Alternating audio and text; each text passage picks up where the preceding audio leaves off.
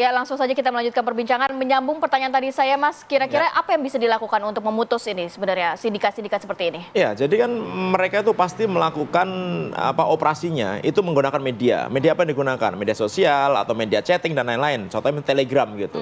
Mereka punya grup besar tuh yang untuk masuknya itu mereka berbayar gitu. Nah, grup-grup inilah yang nanti dia melakukan penyebaran. Ada grup penjualan, ada grup untuk perekrutan gitu. Nah, grup penjualan ini dia akan melakukan posting-posting konten-konten pornografi anak yang kalau untuk melihatnya mereka harus bayar. Bisa subscriber langganan atau bisa per konten gitu, tergantung gitu. Kadang-kadang juga si pelakunya ini dia menawarkan, ada konten eksklusif nih, ada mau beli apa enggak gitu.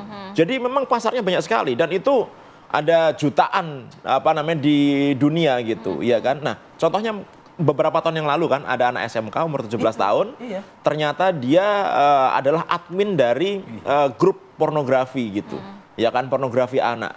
Bayangkan artinya apa? Bisa dari mana aja yang melakukan ini, bukan hanya dari luar negeri, di Indonesia pun bisa gitu. Ya. Jadi ketika polisi melakukan deteksi, oh ini dari negara lain, belum tentu dari negara itu. IP-nya dari Karena sana, apa? tapi Karena IP-nya ternyata dari sana bisa kita modifikasi gitu. Nah, jaringan-jaringan inilah gitu yang menggunakan media sosial dan lain-lain itu mereka memiliki beberapa keahlian. Salah satunya adalah melakukan peretasan. Peretasan menggunakan apa? Peretasan untuk mengambil alih akun media sosial, mengambil alih akun WA dan lain-lain gitu. Yang itu digunakan mereka untuk melakukan kejahatan gitu. Nah, bagaimana melakukan tracingnya? Apakah susah? Sebenarnya nggak terlalu susah.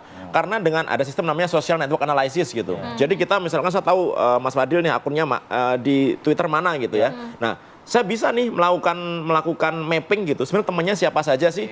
Yang berkomunikasi paling sering itu siapa saja sih gitu. Jaringannya kemana sih gitu. Kalau misalkan jaringan itu berkomunikasi, perantaranya siapa sih gitu. Itu bisa kita cek. Jadi kalaupun Mas Fadil nggak aktif gitu, saya bisa ngecek nih orang-orang di sekitar ini siapa saja nih. Harusnya bisa melakukan itu. Oke, Prof, saya bergeser ke Prof Adrianus. Prof Adrianus, salah satu platform bahkan ya terang-terangan beberapa waktu lalu ya Mas pertamanya melegalkan pornografi lah, bisa dikatakan seperti itu. Nah, dari aspek kriminologi nih kalau misalnya kita mau membahas ya, ini hal-hal seperti ini justru menyulitkan nggak sih Prof penanganan pornografi di Indonesia lah khususnya?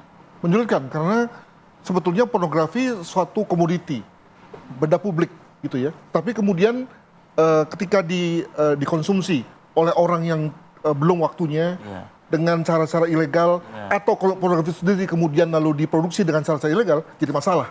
Belum lagi kalau kemudian masuk soal norma dan agama. Nah, itu lalu menjadikan perdebatannya menjadi perdebatan yang subjektif lah begitu ya. Nah, tapi apakah kita mau larikan ini menjadi masalah pornografis? Saya rasa enggak ya. Tetap ini adalah masalah soal cyber ditambah lagi dengan soal literasi. Literasi betul. Ya. Nah, untuk itu maka menarik nih. Kalau tadi Pak Pratama bicara soal mudahnya, memang kalau Pak Pratama ini kemudian misalnya ditugaskan mengurusi masalah begini, beliau akan pusing. Kenapa? Karena sebetulnya kemampuan beliau tuh segini, tapi yang dihadapi sebetulnya literasinya rendah justru. Rendah sekali. Demikian juga teman-teman Polri punya teknologi yang bagus, tapi ketika menghadapi cyber, sebetulnya mereka tidak optimal dalam rangka penggunanya. Kenapa? Karena sebetulnya kandungan teknologinya rendah. Yang dihadapi adalah tadi soal orang yang dikibuli, ditipu, tapi kandungan manipulasi teknologinya rendah sebetulnya. Nah, maka dikhawatirkan kalau kita sekarang punya satuan cyber, Pak Pratama, jangan-jangan ini menjadi idle. Karena sebetulnya dia tidak mengurusi pertasan yang canggih-canggih, tapi hanya mengurusi soal-soal yang sebetulnya sederhana seperti ini.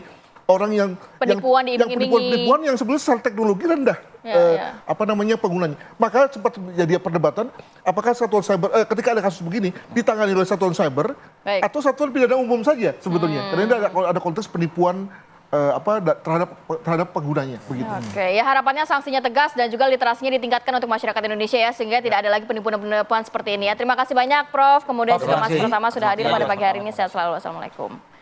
Dan ini juga sekaligus menjadi akhir bersama kita pagi ini di Apa Kabar Indonesia Pagi akhir pekan ini. Saya Arif Fadil dan rekan saya Kamaratikusuma pamit undur diri. Terima kasih dan sampai jumpa.